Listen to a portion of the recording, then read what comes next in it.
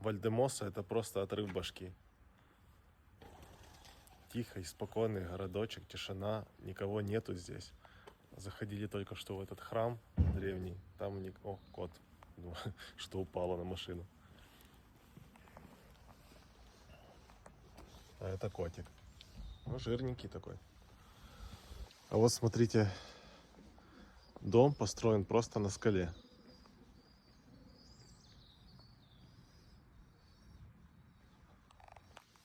Вообще просто нет слов.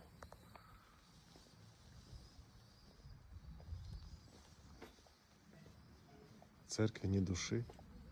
На улицах вообще единицы людей, только местные. Туристов нет. Класс. Эти дворики, эти улочки.